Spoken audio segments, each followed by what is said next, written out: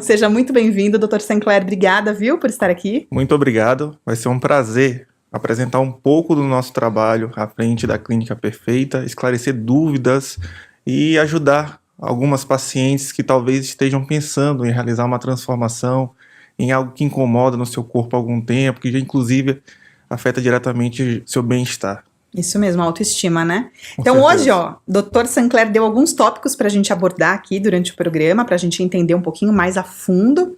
Ele vai falar aí, né, coisas técnicas de maneira simples para a gente ficar por dentro. A gente vai iniciar com a mastopexia, que segundo me disseram é a segunda cirurgia mais procurada, é isso mesmo? Exatamente, Sabrina. É uma cirurgia bastante realizada no nosso cotidiano e bastante procurada pelas pacientes. A mastopexia é um termo técnico que engloba diversas técnicas cirúrgicas, certo? É um ato de reorganizar aquele tecido mamário que acabou sofrendo uma queda natural, seja pelo processo de envelhecimento, por oscilação de peso ou por gestações passadas e acabou então sofrendo uma queda. E através da mastopexia a gente consegue reposicionar, dar melhor formato para aquela estrutura. Entendi. E essa cirurgia, no caso, ela é feita de maneira simples? Assim, você só faz isso ou ela pode ser conjunta com outras cirurgias, outras técnicas? Como que funciona? Você vai entender de acordo com cada paciente? É fundamental avaliar bem o paciente, saber sua correta indicação e o que aquele tratamento exige, certo? Geralmente as mastopexias, elas podem ser sim combinadas com outros procedimentos, como lipoaspiração, abdominoplastia ou algumas cirurgias menores da face, ok? Mas a gente precisa ter ideia do que a paciente, aquele corpo exige de transformação. Tá. Se uma mastopexia vai exigir prótese ou apenas a estruturação com o seu tecido, qual o resultado que ela busca, as limitações que aquele corpo dela emanam para a gente no pré-operatório. Então, o ato cirúrgico ele engloba diversos cenários que vão desde a primeira consulta até o último ano de acompanhamento. Entendi, são diversos fatores, né? Exatamente. E na verdade a gente tem por exemplo, você falou assim que tem que entender o que vai abranger a cirurgia no caso de uma paciente específica, porque pode ser uma cirurgia mais simples e menos demorada, né? Sim. Ou mais complexa e mais demorada. O tempo é um fator decisivo? Existe um tempo máximo para uma cirurgia plástica, por exemplo, ou isso não existe? Com certeza, o tempo é um dos fatores decisivos. Também outros fatores como está o status clínico da paciente, se as comorbidades estão todas compensadas, se aquele corpo dela está apto a sofrer aquela transformação que ela almeja. Tá? Em alguns casos mais específicos que talvez requeiram um pouco mais de atenção, que a cirurgia se prolongue mais por conta do refinamento do detalhe, a gente acaba optando por separar essa cirurgia em algumas etapas. Primeiro a gente então foca numa mastopexia, no reposicionamento, na definição daquele contorno de colo que talvez ela queira, para depois, numa segunda etapa, pensar no restante do contorno corporal, uma lipoaspiração, uma abdominoplastia. Com isso a gente consegue segurança em primeiro lugar e um melhor resultado em cada etapa. Legal. E a mastopexia, ela também engloba aquela paciente que quer diminuir a mama ou isso é uma outra cirurgia? Dentro da mastopexia também temos associado a mama redutora, mamoplastia redutora. Tá. São pacientes que elas representam uma taxa elevada no consultório e que possuem uma história muito semelhante. Desde o início da sua adolescência, ela vem apresentando o crescimento exagerado de sua mama, provocando desconforto na hora de escolher uma roupa, aparência constante do excesso de volume, às vezes algumas relatam até associação com dores nas costas, Sim. aquele vinco do sutiã que fica constantemente marcado e outras queixas. Então são um público muito comum no nosso dia a dia. E dentro desse tipo de cirurgia engloba-se também a técnica de mastopexia. Além de reposicionar esse tecido, a gente vai reduzir, tá bom? Tá, então a mastopexia ela pode ser desde uma adolescente que tem a mama muito grande, que teve um crescimento exagerado, como uma mulher já madura que teve a queda natural, como você disse, com fator idade ou gestacional, fator de amamentação. Com certeza. Nesse âmbito de cirurgia, a gente engloba diversos cenários e diversos resultados almejados. Às vezes uma paciente busca apenas reposicionamento do tecido, está satisfeitíssima com o formato e com o volume de sua mama. A gente tenta preservar ao máximo aquele volume natural que ela possui. Outra não, outra já quer uma definição maior do colo, um maior volume e projeção. Então a gente aí encaixa nesse cenário dispositivos como a prótese de silicone. Ah, legal, entendi. E doutor, você falou muito do colo, né? Dessa valorização do colo. O colo é uma parte muito importante para a mulher, né? Porque a gente vai escolher um decote, ou até usar ou não um decote, né? Porque, de repente, se a mulher não está muito feliz com a aparência da mama, ela não vai querer usar o decote. Existem outros fatores para essa valorização do colo, outras cirurgias que a gente consegue fazer para que esse colo fique mais bonito, além da mastopexia ou da prótese? Uma paciente, por exemplo, que não tem uma queda de tecido mamário, a gente escolhe então um volume ideal com formato propício para definir aquele colo mamário, tá? Por quê? Uma mastopexia sem prótese, dificilmente eu vou conseguir atingir aquela definição de colo, tá? Os tecidos naturalmente irão ceder um pouco mais rápido e não vai haver a preservação do volume na região superior do tórax feminino, que é o que define e aparenta aquele colo mais marcado na roupa. Essa era a minha dúvida, porque as mulheres às vezes querem a saboneteira marcada, Isso. Né? Então sempre é uma associação tanto do formato, do volume da prótese e de um artifício de sustentação. Entendi. E lipo de papada? Você tem porque é uma coisa que tá aqui, né? Tá nesse quadrante. Você tem uma procura também disso? Associam muito uma coisa à outra? Você acha que dá um resultado por marcar mais, dar essa aparência mais magra? Você acha que complementa um resultado, por exemplo, da mastopexia, da prótese? Como que funciona?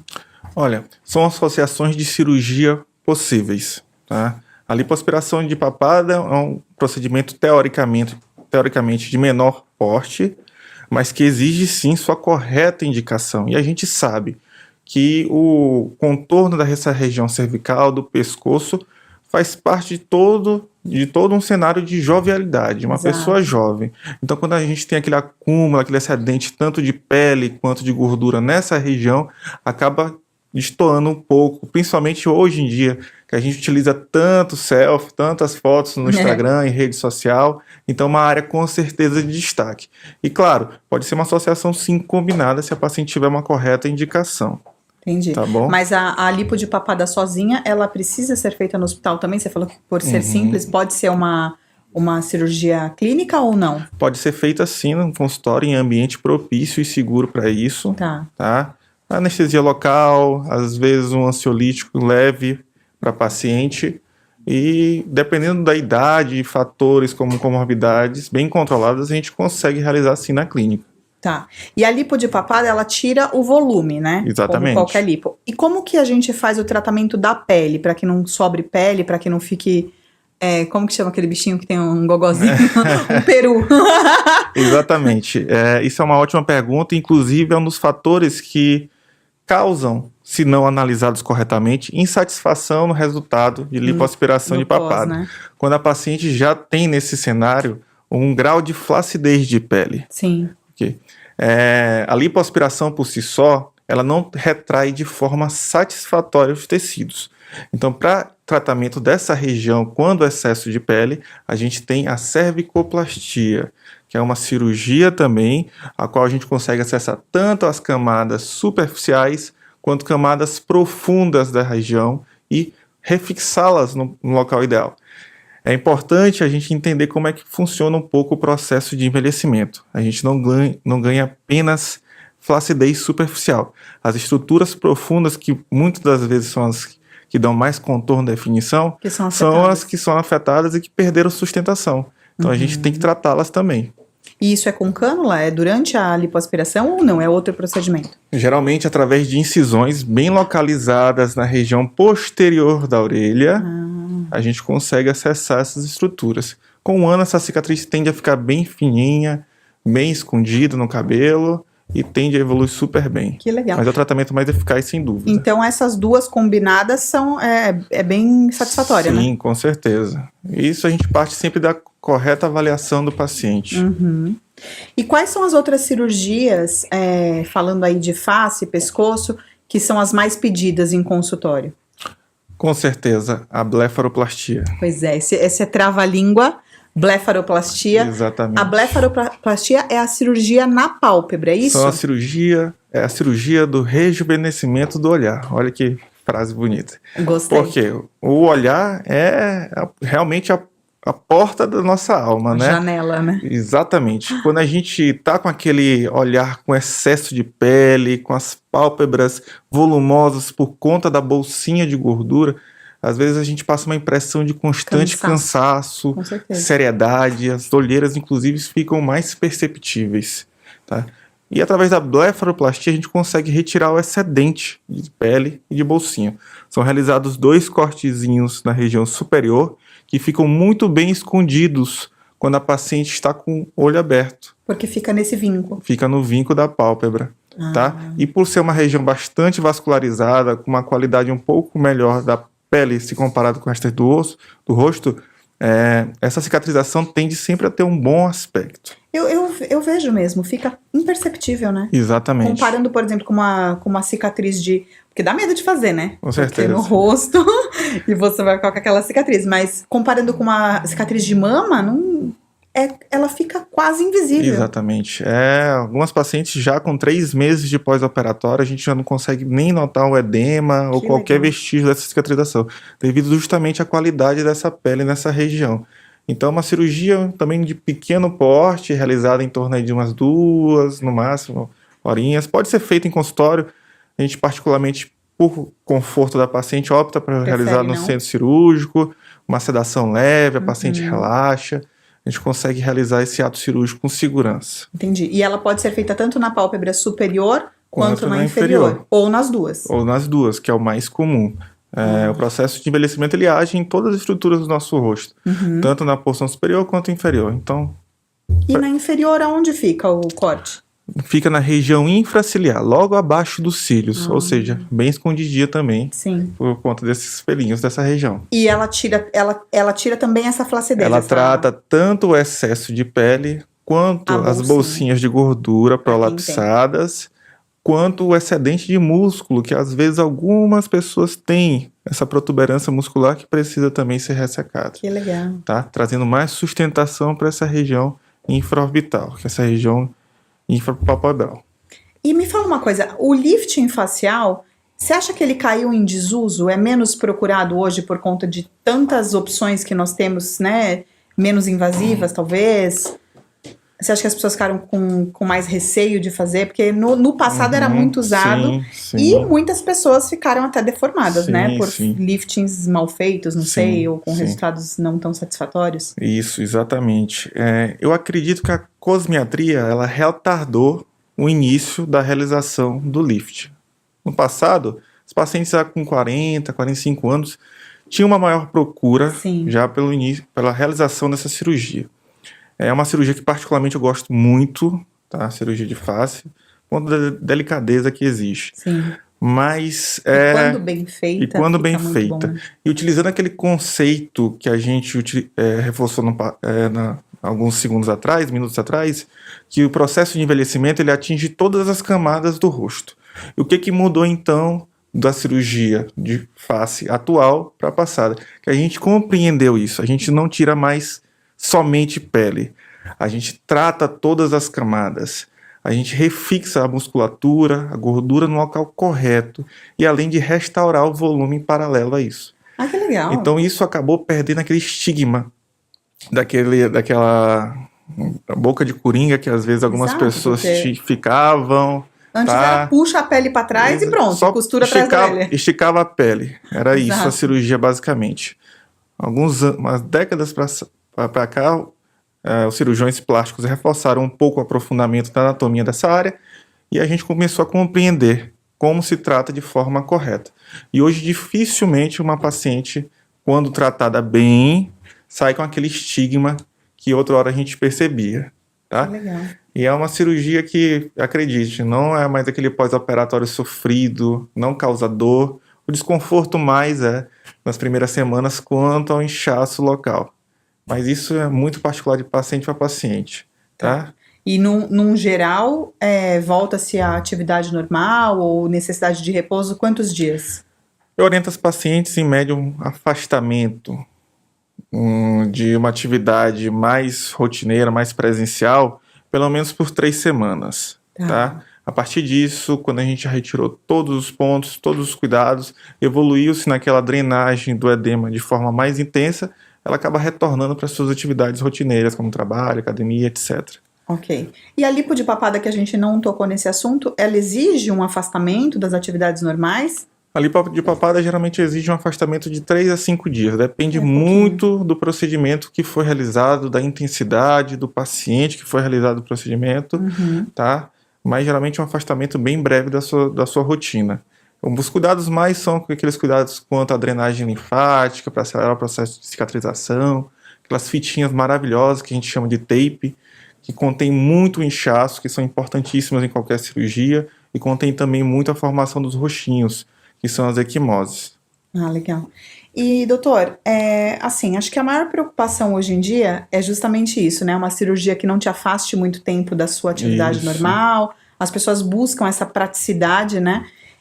A gente já conseguiu na cirurgia de mama, eu já li algumas coisas a respeito, eu vejo que alguns médicos falam de algumas técnicas que não precisa mais ficar sem mexer o braço, sem levantar o braço, porque eu fiz 2 vezes já mama e não podia, nem tinha que usar coisa de abotoar, não podia nem levantar para trocar de roupa. Hoje isso não existe mais, é geral ou depende do caso, existe alguma técnica diferente para isso? Como que funciona? Tudo depende da cirurgia ser realizada e na paciente que vai receber esse tratamento. Existe sim tratamentos cirúrgicos, prótese de silicone de recuperação rápida, mas pacientes selecionadas com volume pequeno de prótese, tá? Sem comorbidades, cirurgias realizadas rápidas com sedação. Representam, na verdade, uma pequena taxa... A minoria. A minoria da realidade, tá? A mama continua sendo um tratamento, e todo tratamento exige um cuidado, uma delicadeza. O ato cirúrgico em si, ele não é uma linha, você opera, 1 mês depois tem um resultado. Ela engloba vários fatores que a gente precisa agregar no nosso procedimento para chegar naquele resultado final tão almejado. Então ela se trata mais de uma linha curva, com várias paradinhas, porém gradual, tá? Então os cuidados, como você bem falou, repouso, elevação do braço apenas acima da linha do ombro, abaixo da linha do ombro, são geralmente em todas as suas totalidades, como mastopexia, mamoplastia redutora. A gente ainda continua utilizando esses preceitos para justamente você tenha uma evolução linear e aquele retorno precoce não acabe estimulando a perpetuação da sua dor. Então vai ser limitante, na verdade. E isso contribui muito também com cicatrização, né? Com todo certeza, o resultado, né? Porque com certeza. Eu, pelo menos, na minha época, não fiz, e eu acho que tem um comprometimento do resultado, sim. Essa combinação médico-paciente, como você trata disso com as suas pacientes? Você procura... Porque você orienta e enquanto tá no hospital você consegue, né, entre aspas, controlar. Mas depois que vai para casa... Olha, eu acredito, assim como os colegas da clínica, a gente tem meio que um toque com o paciente. Eu acabo levando o paciente para a vida mesmo particular, porque eu não desgrudo a mão. Sabe? Eu tenho bastante cuidado com o resultado. Eu sei muito bem, a gente sabe muito bem que para termos aquele resultado não basta dar o pontinho bonito como muitos imaginam. Precisamos agregar vários fatores, vários cenários na nossa cirurgia. E principalmente o cuidado no pós-operatório. As sessões de drenagem, os múltiplos curativos que são trocados em cada fase de cicatrização, que isso varia também. E sempre manter a paciente orientada, focada no resultado. Às vezes, nas primeiras semanas, aquele inchaço, aquela dorzinha local, acabam desacreditando um pouco no processo. Tá? Eu aviso isso sempre antes. No pré-operatório, as primeiras semanas são um pouco mais delicadas quanto a isso, quanto a essa ansiedade de querer o resultado. Mas tenha paciência, é uma caminhada de mãos dadas com o seu cirurgião, a gente vai chegar junto naquele resultado esperado. Claro, entendendo que todo caso tem suas limitações. Quando a gente entende isso, a gente tem mais tranquilidade para enfrentar esse processo. Sim, onde consegue chegar também, né? Exatamente. Porque às vezes a pessoa tem uma expectativa que pro biotipo dela, pro corpo dela, ou clinicamente, ela não vai conseguir alcançar, Sim, né? sim. E às vezes esse conceito de resultado padronizado traz muita frustração Com na certeza. cirurgia plástica. Então faz parte do nosso papel como cirurgião ser um Esclarecer. ator na educação dos pacientes, dos nossos pacientes, orientá-los, informá-los que somos pessoas com histórias, com características muito diferentes, que dificilmente tanto nossa cirurgia vai ser diferente, como o processo de cicatrização também não vai ser igual. Com certeza. Tá? E hoje, com a informação e a internet, as redes sociais, eu acho que isso deve ser muito mais comum, né? A pessoa Sim. chegar ali com aquele alvo, né? Ah, eu Exatamente. quero a barriga da LipoLed da Virgínia. E aí joga isso no seu Exatamente. colo. Exatamente. É difícil? É difícil por ser um caminho óbvio para a paciente ficar frustrada, tá?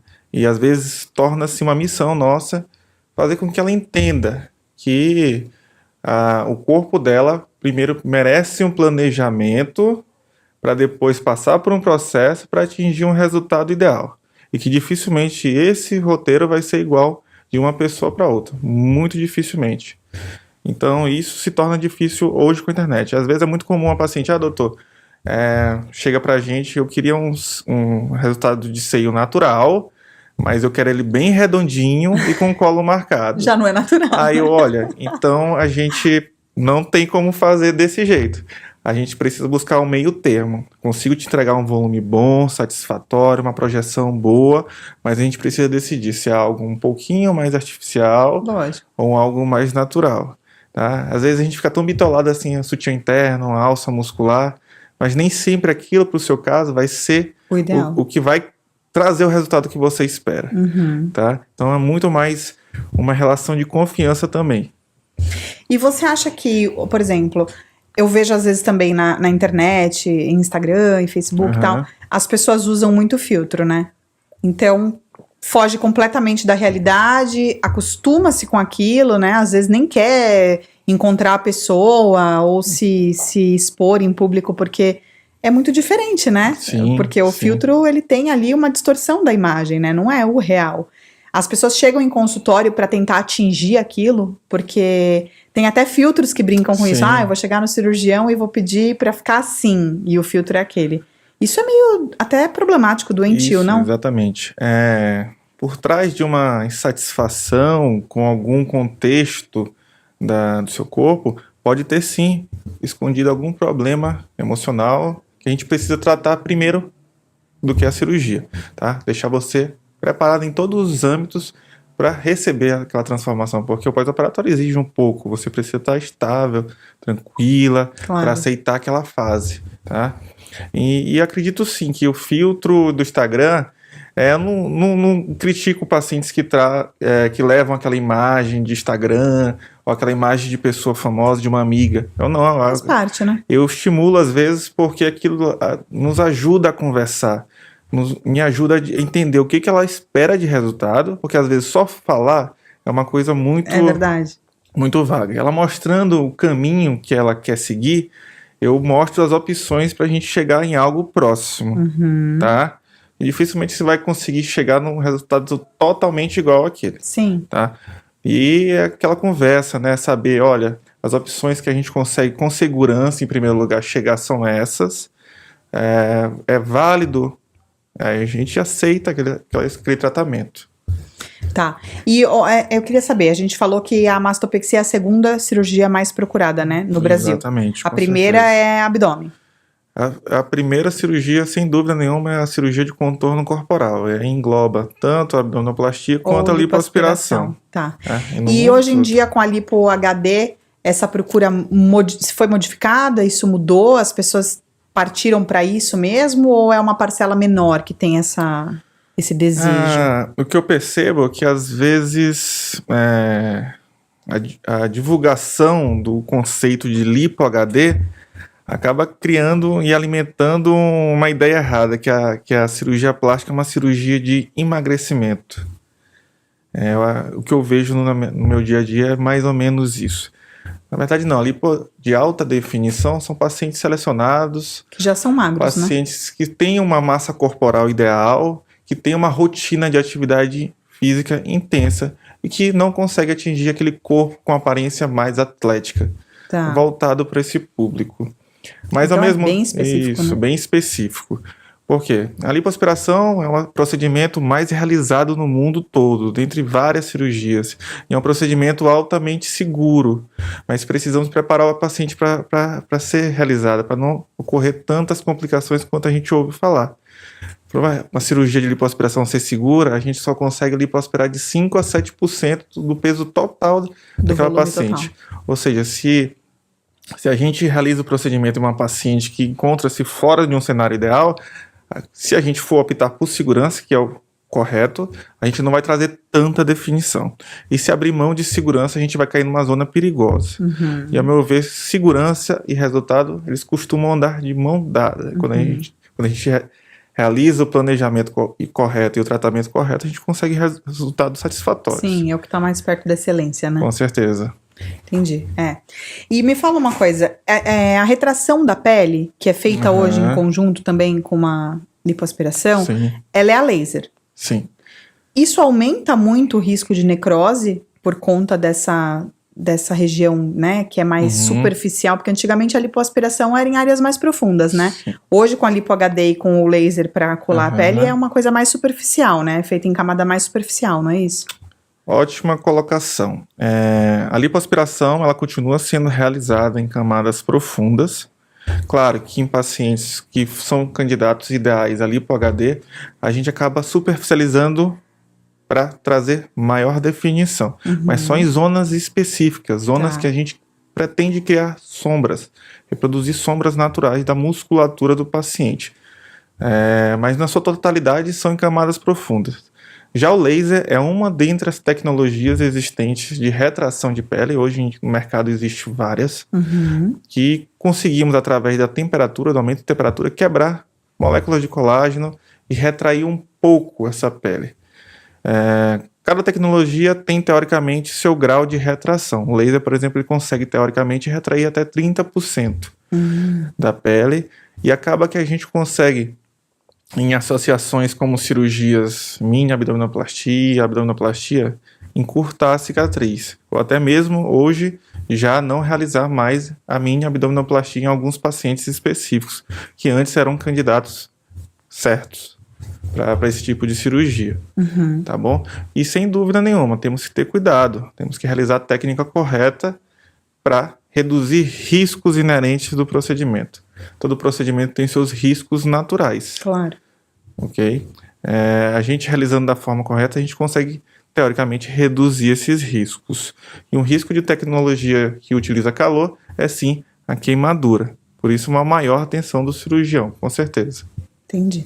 E no seu consultório, Dr. Sinclair, lá na Plástica Perfeita, o que você mais recebe de pedido? Qual que é o seu carro-chefe? Com certeza é a cirurgia chamada lipoescultura, que é a lipoaspiração com enxertia. Muito comum. Tira daqui e põe ali. Exatamente. E é a base da lipoaspiração, não é emagrecimento, é um modelamento do contorno corporal. A gente modela o corpo através das cânulazinhas de lipoaspiração. E na lipoescultura a gente consegue modelar o corpo da paciente e injetar volume aonde talvez seja deficitário. Tanto no bumbum, por exemplo, que é o exemplo mais comum, ou outras musculaturas, como da parede abdominal anterior, da região do abdômen, do reto abdominal, trazendo inclusive mais definição, tá? Então são preceitos modernos da cirurgia de contorno corporal, utilizar essa gordurinha para volumização. Aonde precisa, né? Aonde precisa. E aí dá também o violão, né? É onde você vai tirar da cintura para colocar no bumbum. Com certeza, a gente consegue dar aquele destaque na curva natural da paciente, tá? Tá. Então, a gente falou bastante aí do cuidado, né? Que a Perfeita Plástica tem em entender o paciente, qual é a indicação, né, ideal para aquela paciente. Entender a expectativa da paciente, colocar ela dentro da realidade dela, né, do que a gente consegue alcançar ali para ela, porque é tudo muito individual, né? O ser humano é muito individual, né? Não dá pra gente fazer uma fabriquinha, né? tratamento tem que ser individual. Eu acho que você não pode aceitar menos do que isso. Você não pode buscar alguém que você vê na internet e que acha que ele só faz a mesma cirurgia. Com certeza vão ser cenários diversos. Não dá para fazer a mesma coisa. Toda cirurgia a gente enfrenta um cenário diferente, tá? Um desafio. Consequentemente, um resultado diferente, mas vai ser um resultado feito para você, ideal para você. Tá. Então a plástica perfeita para você, se você tivesse que definir, já que o nome é Perfeita Plástica, a plástica perfeita para você, qual é? A plástica perfeita para mim, em todas as áreas? O que você acha? Como você definiria a plástica perfeita? A plástica perfeita é aquela que entende a individualidade como parte do resultado. Eu acho que quando a gente entende e o paciente entende isso, o resultado fica muito mais fácil de ser conquistado. Maravilha. Queria te agradecer. Muito obrigado. Muito bom o nosso papo, adorei. Você vai voltar outras vezes, você Com sabe certeza, disso, né? com Que eu certeza. estarei esperando pra gente conversar e abordar outros temas. Mas foi certeza. muito bom o nosso bate-papo. Muito obrigado pela oportunidade. Fico aguardando para novas oportunidades como essa. Obrigada, gente, pela companhia. Espero que vocês tenham gostado. Nosso intuito aqui, né, é trazer a cirurgia plástica de uma maneira leve, conversar, bater papo, esclarecer as dúvidas e deixar vocês aí seguras, né, ou seguros também, né, por que não, para realizar esse sonho da cirurgia plástica que a gente sabe que é o sonho de muita gente, da maioria das pessoas, e que isso seja acessível tanto no âmbito da informação, quanto no âmbito financeiro, quanto no esclarecer as dúvidas aqui com os cirurgiões. Espero que vocês tenham gostado do nosso projeto e logo logo tem mais um programa aí recheado de coisas legais para vocês, com muita informação e com muito bate-papo aqui, como foi hoje com o Dr. Sancler. Obrigada e até a próxima.